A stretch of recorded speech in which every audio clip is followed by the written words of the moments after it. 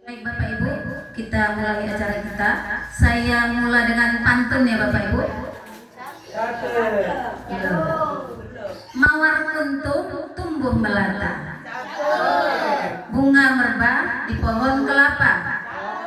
Assalamualaikum mulanya kata, saya sembah pembuka bicara. Assalamualaikum warahmatullahi wabarakatuh. Selamat pagi dan salam sejahtera bagi kita semua.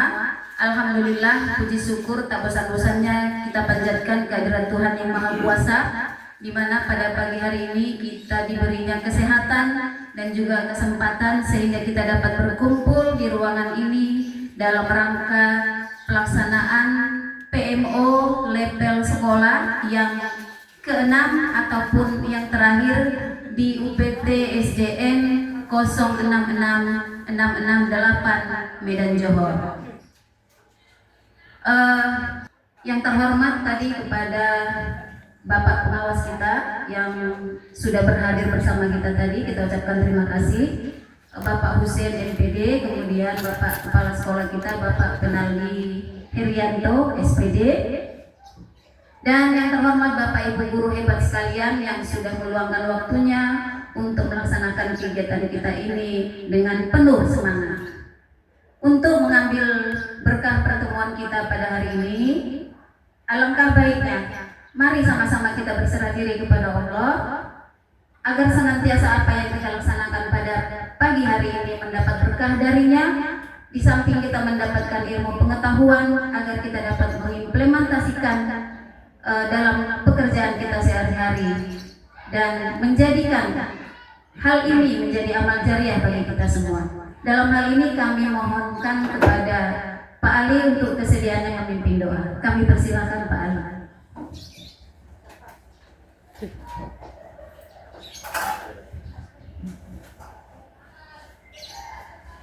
Assalamualaikum warahmatullahi wabarakatuh.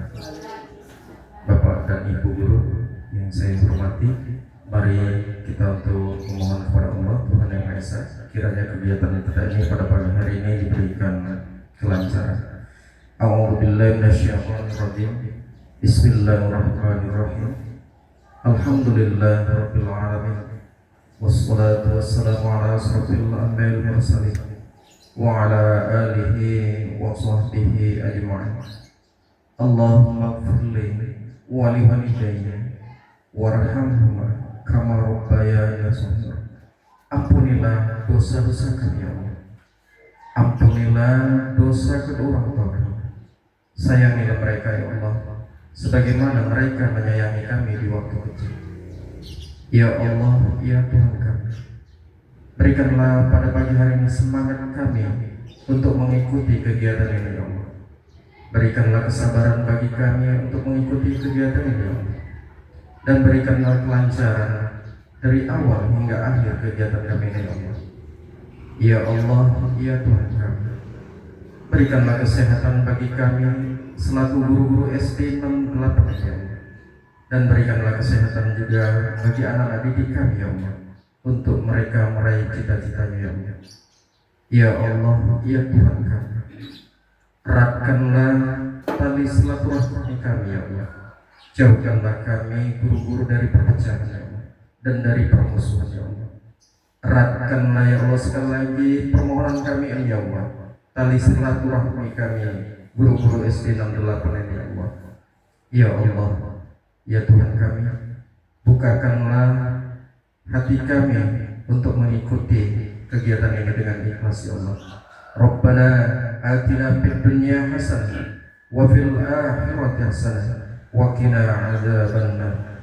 Subhana rabbil izzati amma yasifun, wassalamu alal mursalin, walhamdulillahi rabbil alamin.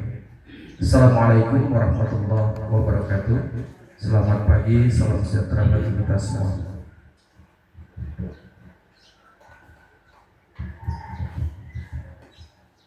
Terima kasih kita ucapkan kepada Pak Ali yang sudah membawakan doa. Mudah-mudahan apa yang kita harapkan pada pagi hari ini dijabah oleh Allah Tuhan Yang Maha Kuasa. Baik Bapak Ibu, selanjutnya kita akan menyanyikan lagu wajib nasional Padamu Negeri yang dipimpin oleh Ibu Lenta M. Simanjorang. Kepada Ibu Lenta kami persilakan.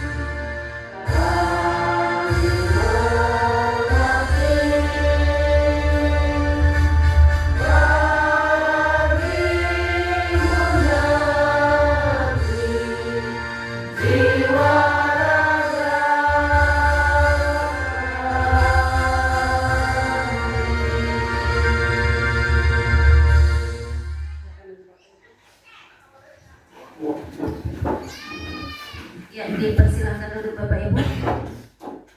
Terima kasih kepada Ibu Lenta M. Simanjorang. Bapak Ibu sekalian, ada dua agenda pertemuan kita pada hari ini, di mana yang pertama, rekan kita Bapak Heri Oktari Damanik SPD akan melakukan diseminasi terkait tugas yang diamanahkan kepada beliau dalam rangka mengikuti program guru penggerak yang sedang dilaksanakan oleh beliau pada saat ini. Untuk itu mari kita dukung dan kita support agar apa yang ditugaskan kepada beliau dapat dilaksanakan dengan baik. Kemudian yang kedua, kegiatan inti kita yaitu kegiatan PMO level sekolah yang keenam ataupun yang terakhir di tahun 2024, Sekolah Penggerak UPT SD Negeri 066 68 dengan tema penghijauan. Untuk itu, mari kita ikuti agenda pertemuan kita yang pertama, yaitu diseminasi yang akan disampaikan oleh Bapak Heri Oktari Damanik. Kepada Bapak Heri kami persilahkan dengan segala hormat. Orang semangat ya, tangannya gitu. Apa pula? Semangat pagi. Tepuk tangan dong kita semua. Sebelumnya ini dadakan ya. Terima kasih sebelumnya Bapak Ibu. Jadi begini, kita sedikit ya. Kemarin itu sudah sepakat, bukan sepakat ya, sempat juga cerita dengan Ibu Rosa. Awalnya kita mau daring gitu Bu ya. Kemudian karena saya ada tutor saya di sini yaitu Bu Nova yang sudah mendapat nilai amat baik kemarin, alhamdulillah Bu Nova ya. Jadi saya konsultasi lah begitu. Bahwasanya beliau mungkin juga belajar dari pengalamannya. Kalau bisa Pak Heri yang langsung saja. Makanya begitu malam langsung disusun. Makasih Bu Nova ya. Padahal tadi malam beliau sibuk tuh buat NPI karena beliau juga diundang untuk di kegiatan PRSU ya Bu Nova ya dari BBGP. Nah jadi walaupun sibuk itulah jenis guru penggerak Bu Nova. Makasih sekali lagi Bu Nova. Baik Bapak Ibu, kali ini saya akan memaparkan ini juga ya kan. Jadi bukan yang pertama. Jadi Bapak Ibu di sini nanti yang kita bahas adalah tentang apa itu konsep dasar disiplin positif, kemudian kebutuhan dasar manusia dan dunia berkualitas, baru nanti keyakinan kelas, lalu ada 5 posisi kontrol, dan juga nanti ada segitiga restitusi. Ya Bapak Ibu ya, yang pertama kita masuk pada konsep dasar disiplin positif.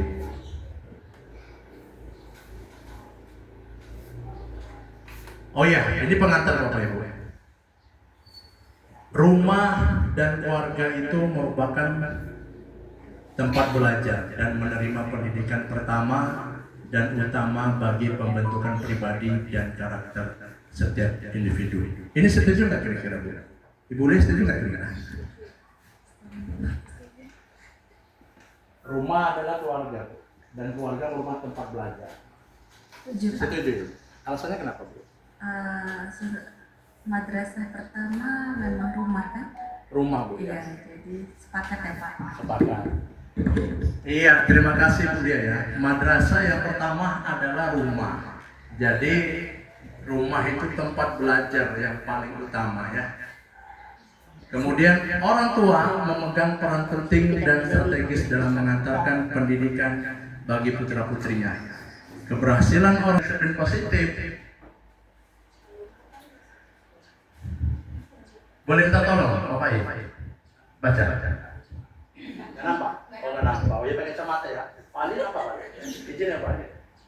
Iya, disiplin positif adalah menumbuhkan disiplin yang didorong dari dalam diri anak tanpa hukuman dan hadiah.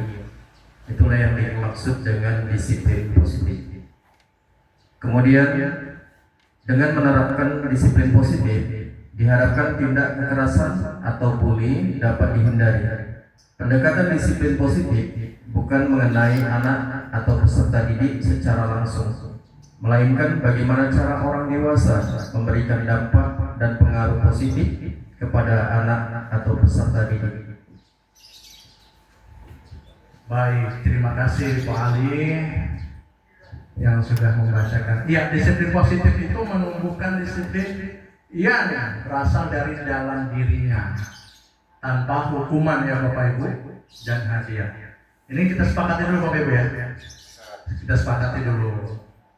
Kemudian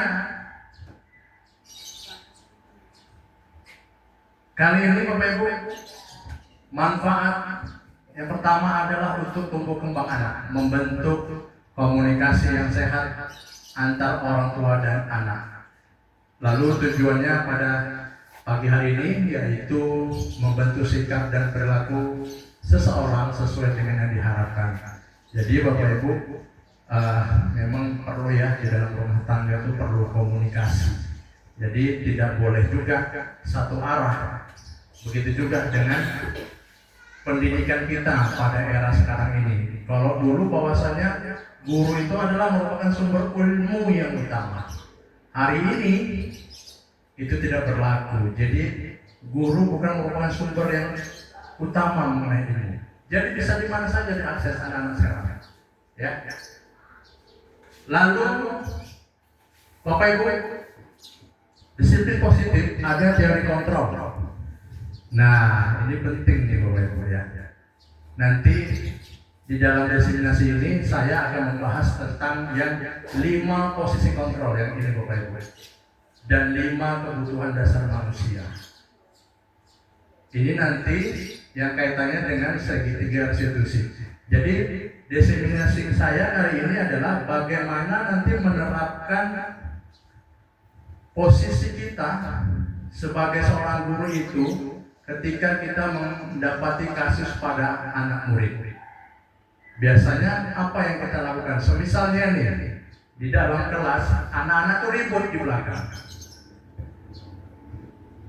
Biasanya apa yang kita lakukan Bapak Ibu? Sebagai apa guru? Langsung dimarahi ya. Langsung kita hukum ya. Biasanya begitu ya Bu Marda, ngasih PR kan. Betul Bu ya? Itu aja anaknya, bosan juga ya kan Bu. Anaknya itu aja, apalagi olahraga ya kan Pak, nggak pakai baju olahraga dia, orangnya itu aja.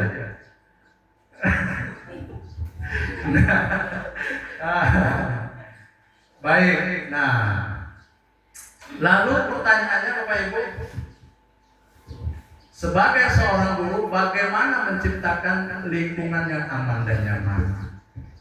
Nah, terhadap temuan kasus yang kita hadapi di negeri itu kompleks, ada yang bajunya enggak lengkap, datangnya terlambat, kemudian absennya lagi sering tidak hadir dengan alasan macam-macam.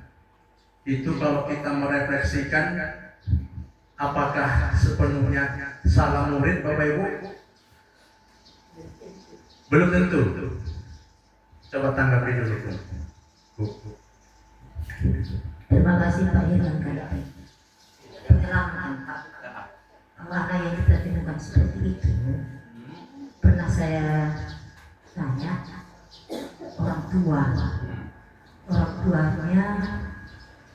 ke baca jam 2 berangkat ke baca. Jadi si anak tadi bangun terlambat. Nah, jadi persiapannya ke sekolah, pakaiannya tak tersedia lagi itu. Mungkin orang tuanya malam itu tidak dipersiapkan atau diingatkan ke si anak lupa. Nah, itulah yang saya lakukan dengan anak. Jadi bukan selamanya anak itu disalahkan kalaupun dia terlambat atau pakaiannya tidak lengkap atau PR-nya tidak dikerjakan. Kalau orang tua kan Pak haruslah memperhatikan si anak, PR-nya, disiplinnya diajari. Jadi tidak selamanya anak itu salah. Itulah Pak. Terima kasih. Baik, terima kasih Bu Manado yang menopang saya dan orang tua saya. Nah, jadi benar tidak selamanya itu adalah salah anak. Terkadang Bapak Ibu ketika kita sudah memulai pembelajaran, begitu anak masuk, kita langsung mencar. Kenapa terlambat? Setiap hari kok ya. Kan kadang begitu ya Bapak Ibu ya. Langsung. Nah, itu posisi kita guru itu sebagai apa Bapak Ibu?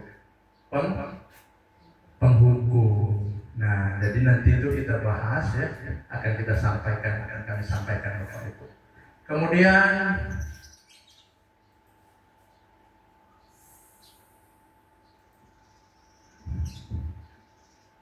ini masih apa yang kira-kira yang saya sampaikan dari destinasi kali ini, yaitu mencoba berbagi apa aja ya Bapak Ibu, wawasan saja, bukan saya paling hebat atau Ibu tidak, namun mungkin saya dapat informasi duluan daripada Ibu Bapak, jadi bukan bermaksud untuk menggurui ya Bapak Ibu.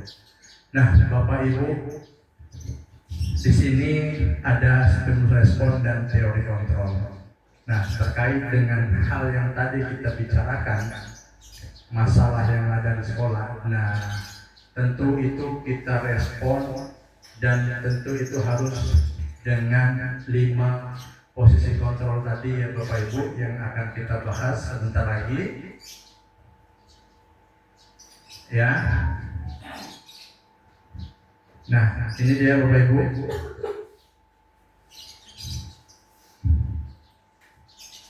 Sudah sebentar.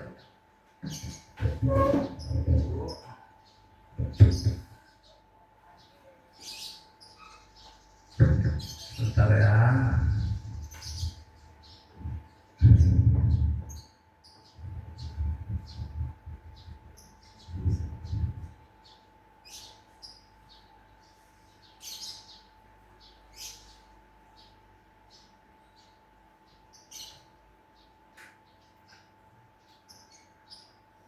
Nah, ini dia Bapak Ibu.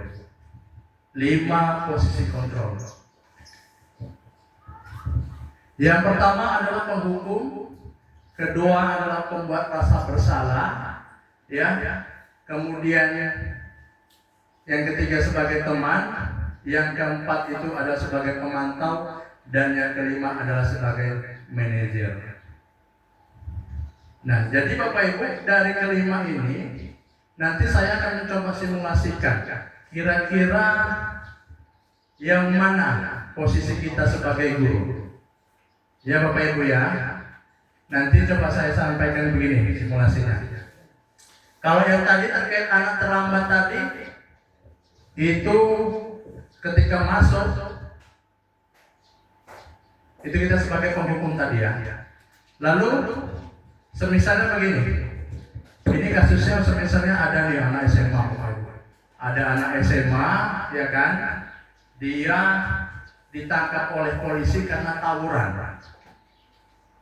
Jadi diantarlah siswa tersebut ke sekolah. Diantar. Apa kata polisinya? Bapak Ibu, ini murid Bapak Ibu saya pulangkan. Lalu apa saya jawab? Oh ya, mohon maaf Pak Polisi, terima kasih ya sudah menindaklanjuti kenakalan murid kami. Apa yang saya sampaikan dengan hal tersebut? Budi, inilah kamu kan, gara-gara kamu jadinya polisi sampai datang ke sekolah kita, kan jadinya malu Bapak. Nah itu posisi yang mana Bapak Ibu kira-kira? Membuat merasa bersalah. Dari kalimat yang mana kira-kira Bu? Dari kalimat yang menyatakan tadi, ini akibat perbuatan kamu, polisi jadi datang ke sekolah, jadi malu Bapak. Tangan dong Bu Ati. Iya benar ya Bu Ati, makasih ya Bu. Jadi itu dia Bu rasa bersalah. Sebenarnya Bapak Ibu kita semua ini kan sudah ya, tanpa disadari kita sudah mengetahui itu semua. Namun mungkin dalam pengaplikasiannya gitu kan, terkadang kita yang belum tepat. Nah ini ada kaitannya juga nanti dengan sekolah, dengan murid kita. Belum apa-apa nanti anak-anak itu udah kita marahin, ya kan? Nanti belum apa-apa nanti udah kita hukum dengan seolah-olah kalau orang salah itu selamanya akan salah kan gitu Bu ya. Kalau orang pendosa itu bisa nggak dia kembali tobat? Bisa kan Bu? Nah di agama kita kan juga seperti itu diajarkan, bisa kembali tobat. Nah kemudian Bapak Ibu, ini dari 5 ini posisi yang ada 5 ini, poinnya ini, kira-kira mana yang paling Ibu rasa Bapak Ibu yang paling cocok lah, yang seharusnya kita terapkan? Teman. Ibu teman ya Bu? Teman. Bu Nova? Manajer. Saya kenapa ya Bu Nova? Oke, terima kasih Pak. Benar ya Pak ya. Manajer itu seperti teman juga, sebagai pengatur, pengawas, dan menuntun serta membimbing anak-anak. Jadi selama ini mungkin konsep kita kalau anak-anak itu salah kita harus hukum. Kemudian kita juga punya mindset kalau anak-anak itu salah dia harus tahu salahnya memang benar, tapi kita tidak bisa mengejudge anak-anak itu, kamulah penyebab rasa bersalah itu, kamulah yang penyebab perbuatan ini. Boleh menjadi teman, tapi ada time-time-nya, ada waktu-waktunya kita bisa menjadi teman. Kalau anak itu sedang sedih atau sedang bermasalah, kita bisa jadi teman. Tapi teman yang jangan seperti ini Pak, kita kasih jarak. Karena kalau kita menjadi teman di kalangan untuk SMA atau yang remaja, kita harus kasih batasan. Boleh jadi teman, tapi ada kasih batasan. Jadi ada kasus-kasus tertentu bisa kita menjadi teman, tapi inti dari posisi kontrol di sini adalah sebagai manajer. Kita yang mengatur, kita menuntun, kemudian kita juga yang mengarahkan anak-anak untuk menyelesaikan masalahnya sendiri, mencari solusinya sendiri. Jangan kita yang memberikan hukuman kepada anak-anak, tapi anak-anak itu harus sadar apa kesalahannya, kemudian anak itu juga tahu bagaimana solusi yang harus dikeluarkannya dan dia bertanggung jawab atas apa yang menjadi perbuatannya. Terima kasih Pak. Tepuk tangan dong Bapak Ibu, teman Nova. Waduh, kompleks sekali ya. Ini luar biasa, dia benar ya Bapak Ibu. Jadi posisi guru itu yang paling tepat adalah kita manajer. Karena kita nanti bakal, ini kita merupakan agen perubahan. Kita merupakan adalah pemimpin pembelajaran Bapak Ibu ya. Jadi kita juga harus mengetahui posisi apa nanti yang paling tepat ketika nanti kita terbentur dengan masalah terkait pembelajaran yang ada di sekolah kita. Bapak Ibu, nampaknya ini ngantuk ya? Oke, kita ice breaking dulu ya Bapak Ibu ya. Yuk, mohon izin Bapak Ibu berdiri. Yang heboh. Oke.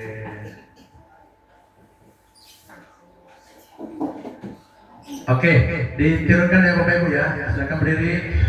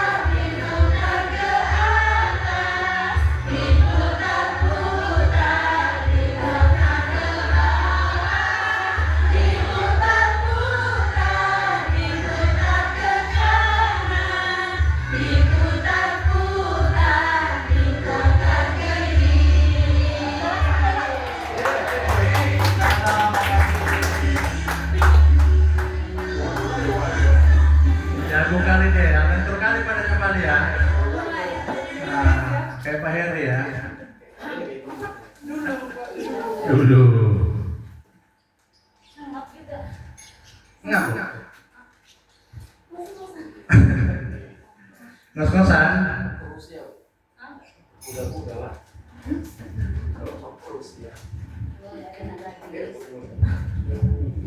Ya, baik Bapak Ibu kita lanjut ya. Bapak Ibu, dalam budaya positif itu yang perlu kita bangun di dalam kelas yang pertama adalah keyakinan kelas. Ini saya presentasi seolah-olah kok macam seminar webinar ya, padahal saya diseminasi nih. Artinya saya harus menyampaikan pemahaman gitu. Jadi anggap aja ya Bu ya, kalau data jamin klien ini. Nah, baik Bapak Ibu, di dalam budaya positif itu kita itu perlu melakukan keyakinan kelas atau melakukan peraturan kelas. Kira-kira mana yang paling penting Bapak Ibu? Peraturan atau keyakinan? Kesepakatan ya? Kesepakatan Bu ya? Tadi nggak ada pilihannya Bu? Keyakinan, peraturan. Gimana Bu? Atau ada tanggapan lain? Maknanya jadi berbeda. Kalau peraturan seolah-olah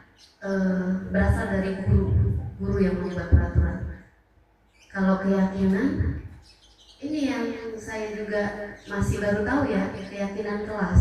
Jadi keyakinan guru juga mungkin untuk menerapkan sesuatu yang positif dalam kelas. Kalau selama ini kan tentunya di kelas kami kesepakatan kelas, artinya peraturan yang dibentuk atas kesepakatan antara saya dan anak-anak dengan murid. Iya, baik, betul. Makasih ya Bu Ati. Nah, kenapa keyakinan kelas gitu Bu Ati? Kesepakatan gitu Bu ya. Biasanya kesepakatan begitu. Oke. Nah, jadi Bapak Ibu, peraturan itu memang yang dibuat tidak terjadinya ada audiensi. Ya, kemauan satu pihak saja. Kemudian, kenapa Bu Ati harus keyakinan kelas? Kalau kesepakatan kelas memang benar buat kesepakatan kelas memang. Namun ada kalanya kesepakatan yang kita buat itu tidak diyakini. Ya kan Bu, tidak diyakini. Jadi kita yakinin dulu nilai-nilainya. Misalnya kesepakatan yang biasa Ibu buat apa misalnya contoh datang tepat waktu ya. Datang tepat waktu. Kalimatnya gimana Bu? Harus datang tepat waktu enggak? Jadi simpel-simpel aja, datang tepat waktu, selesai tugas, membawa peralatan masing-masing gitu Bu ya. Nah itu setelah diyakini barulah disepakati begitu Bapak Ibu ya. Nanti kemudian kalau peraturan nih kita lihat Bapak Ibu. Nanti kita akan lihat dari peraturan ini nilai kebajikan apa yang dituju. Dilarang membuang sampah sembarangan. Ini peraturan Bapak Ibu ya.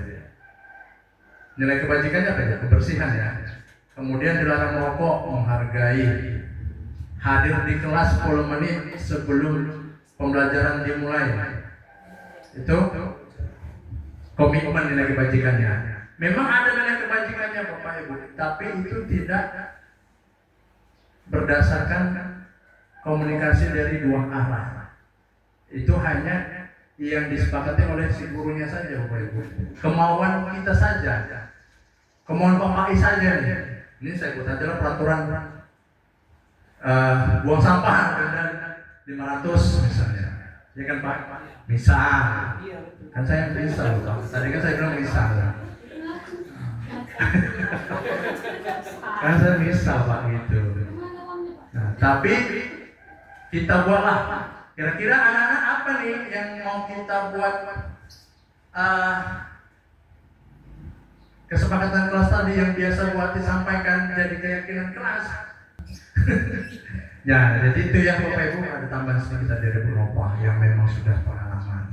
Jadi nanti buati ya tidak lagi kesepakatan kelas, melainkan keyakinan kelas. Nah, jadi saya tambahkan sedikit juga, kalimatnya adalah yang mengandung kalimat-kalimat yang positif. Ya Bapak Ibu ya, kalimat yang positif. Jadi jangan, tidak boleh, ya, dilarang keras. Ya Bapak Ibu. Nah, jadi Bapak Ibu, ketika keyakinan itu sudah kita buat di dalam kelas, masih bisa nggak itu dilanggar oleh anak murid? Masih bisa ya Bapak Ibu ya? Masih. Terkadang ada titik jenuh kita sebagai seorang guru. Muak nilainya anak ini aja. Ada gitu ya? Ada astagfirullah. Tapi jangan sampai membatin ya Bapak Ibu ya. Jangan sampai membatin, nanti kasihan dia.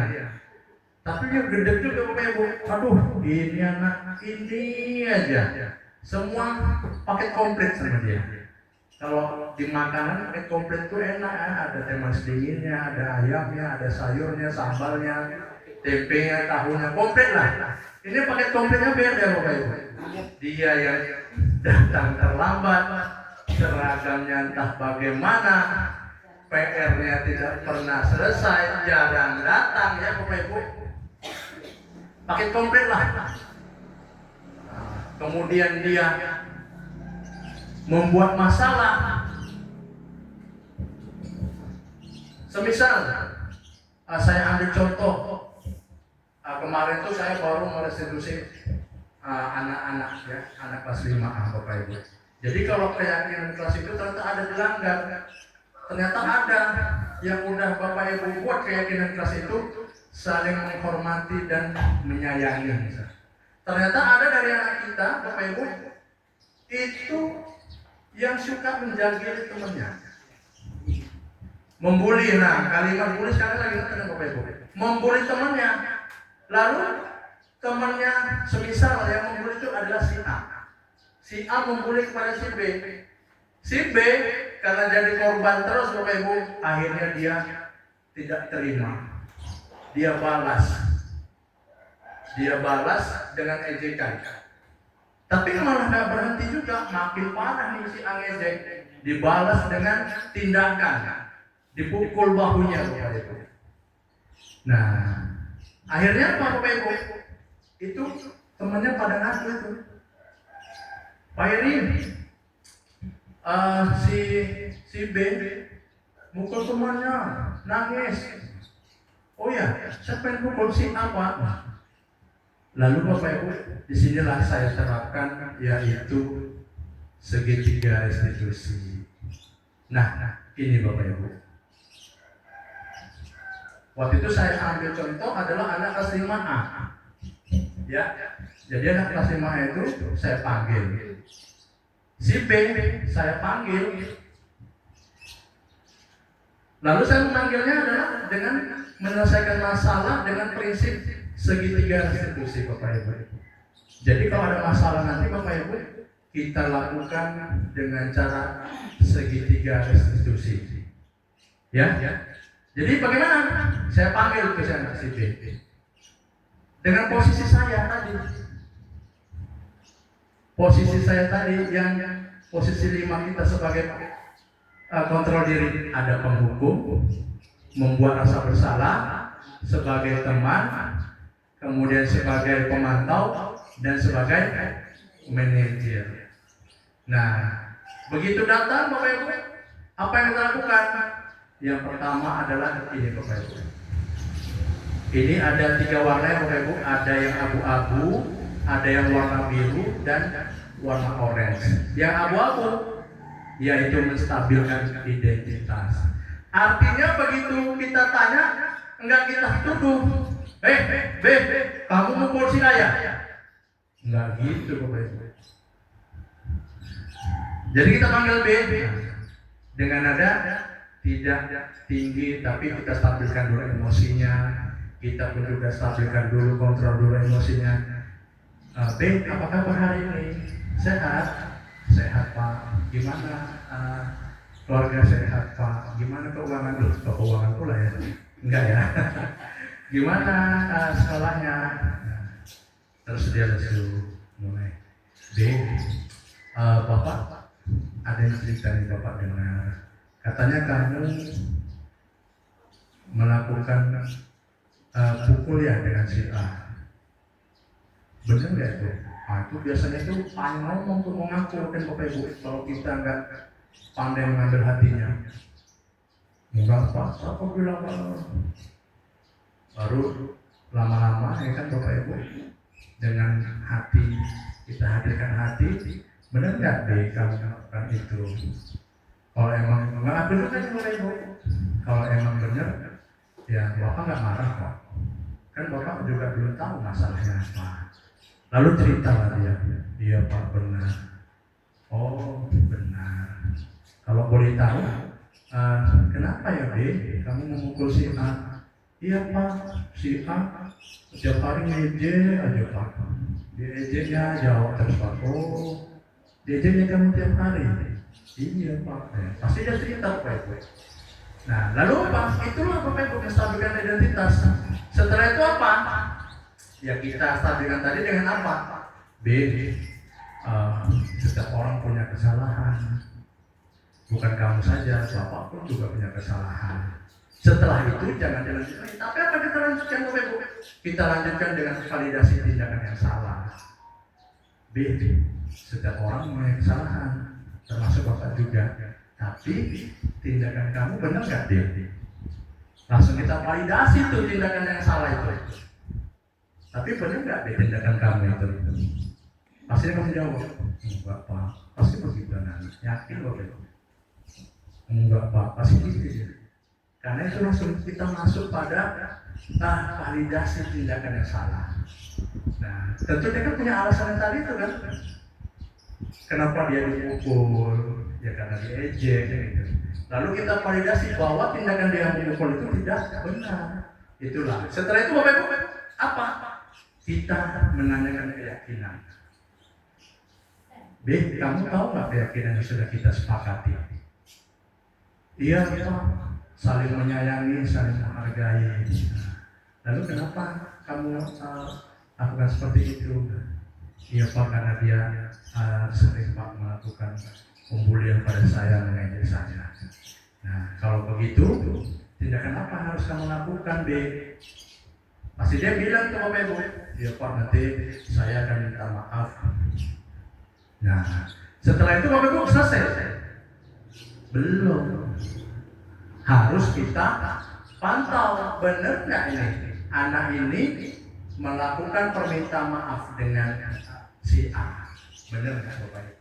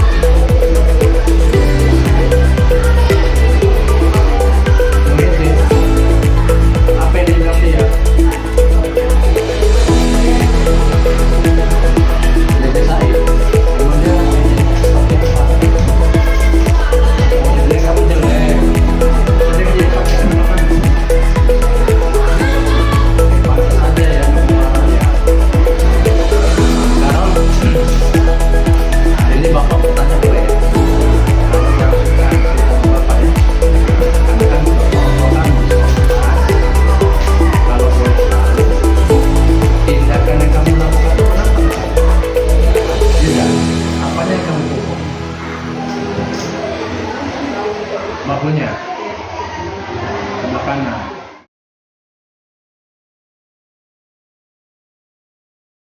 Benar kan Bapak Ibu? Nah, lalu Bapak Ibu, apakah timbul pertanyaan, apakah setiap permasalahan itu harus dengan segitiga institusi? Semisal kita jumpa nih waktu olahraga, buang sampah plastik, panggil Bu Desi, C sini, C, ya, apa kabar? Jadinya makan waktu ya Bapak Ibu ya.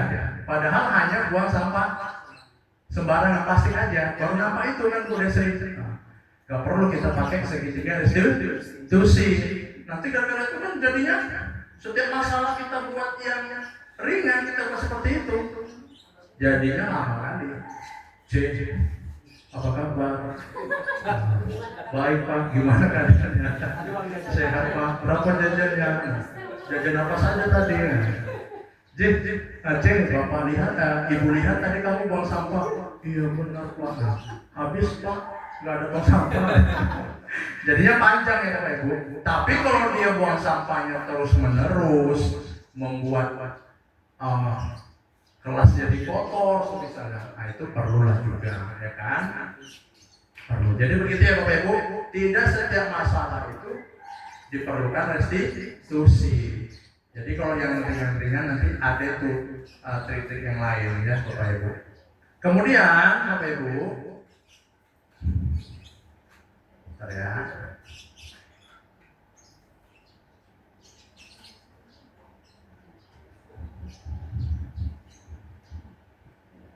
Nah, Bapak Ibu, di dalam restitusi itu tadi ada nilai poin yang bisa kita ambil, yaitu adalah menempatkan kita itu sebagai manajer. Kalau manajer tuh kalau pandangannya di sebuah perusahaan yang tertinggi tidak boleh, tertinggi kan? Berarti dialah yang membuat perencanaan segala macam yang ada di perusahaan itu. Sama dengan kita Bapak Ibu. Dari restitusi itu kita belajar bagaimana kita memanajemen, menyelesaikan masalah. Di situ kita berkembang bagaimana menempatkan diri kita itu sebagai seorang pimpinan pembelajaran. Nah, itu ya Bapak Ibu. Jadi di situ kita belajar dari setiap masalah. Jadi penting kita belajar dari setiap masalah, bukan kita menghindari masalah. Ya, ini harus kita ingat nih Bapak Ibu, bukan menghindari masalah, tapi kita belajar dari masalah.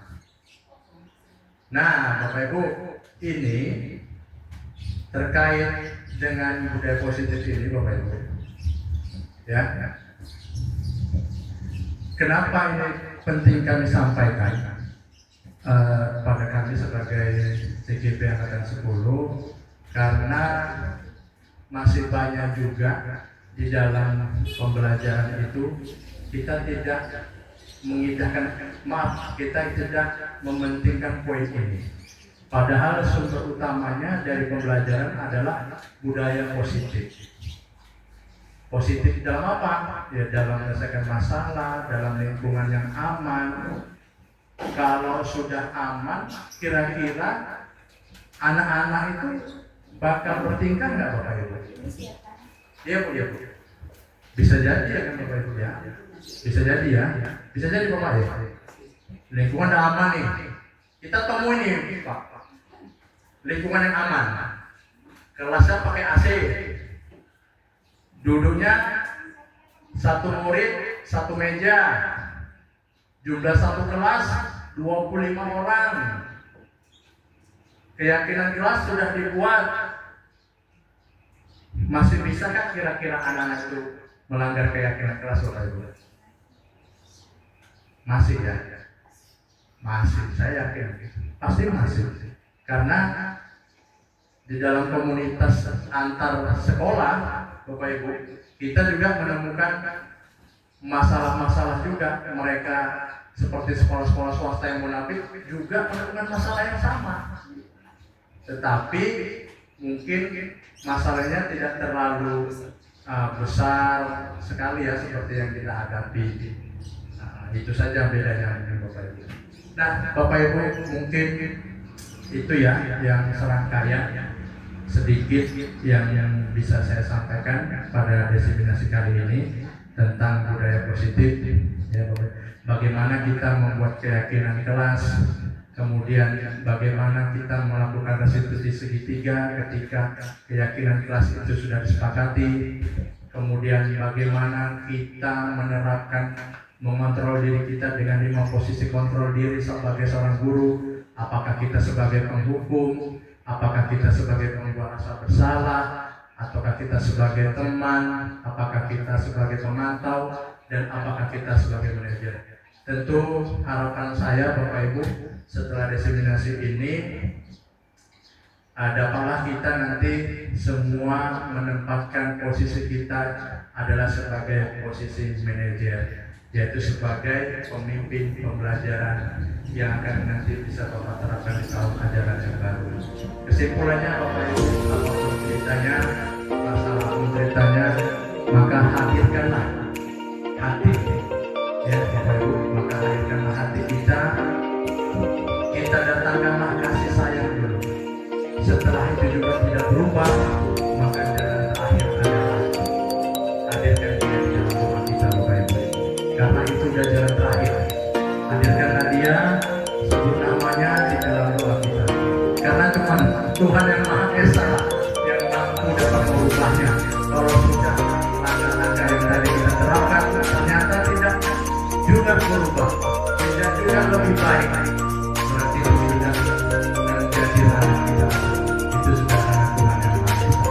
Demikian saja Bapak Ibu yang bisa dapat saya sampaikan, lebih dan kurang dan saya mohon maaf pada orang yang mampu kiranya ini dapat bermanfaat bagi kita semua dan khusus bagi saya melakukan pendidikan yang tinggi dan ekonomi sampai pendidikan. Terima kasih. Wassalamualaikum warahmatullahi wabarakatuh. Selamat pagi warahmatullahi wabarakatuh.